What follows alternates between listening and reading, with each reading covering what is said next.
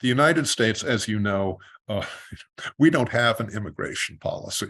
We're in complete chaos. We can't help but attract motivated people to our shores for some reason. I know that Australia's got a much more pragmatic and effective immigration policy, and in Australia, from what little I know, it seems that you have the sort of the secret sauce, which helps make newcomers into loyal and productive citizens. Continental Europe hasn't done nearly as well as your country or mine in bringing its newcomers in to integrate into society.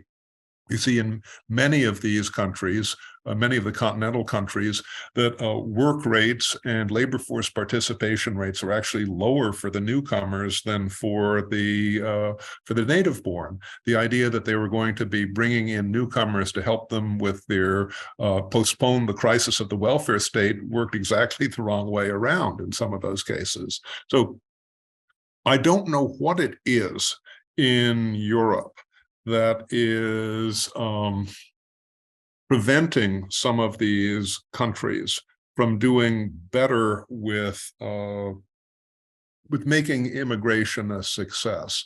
But unfortunately, there's almost nothing you can read about this if you wanted to make things work better, because the subject is so politically sensitive, it is so incorrect that people don't write about it and they don't talk about it. So they can't even build any learning about this. There's going to be a big push for migration internationally, I think, from the areas where population is still going to be growing very rapidly. That's mainly sub-Sahara. You can make the argument that there will be a big demand for caregivers and others in some of the rich shrinking societies. The trick there is going to be how well the rich receiving countries are capable of assimilating the newcomers into being loyal and productive members of their society. I think it's 92 of the world's countries are now in population decline, and you've listed some astonishing examples. Other parts of the world, the population's rising very strongly. That alone will lead to great shifts. The migration flows as Western countries bring people in from other parts of the world who have very different cultural perspectives. For example, the migrants to Australia on most social issues are far more socially conservative than their host citizenry tend to be. That alone points the way to differences. Sometimes, as France is seeing, they import a lot of social problems. Maybe a bit tough on France, but I think that's a fair thing to say.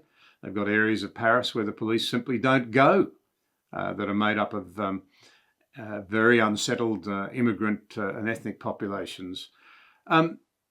This will lead to a very different world, a major realignment. In particular, we worry about Russia, which is in grave danger of becoming just a middle power, albeit equipped with the world's largest nuclear arsenal. That alone is very worrying. The Chinese must be very aware that they've probably peaked, that they will be more determined than ever, I suppose, to assert their muscle.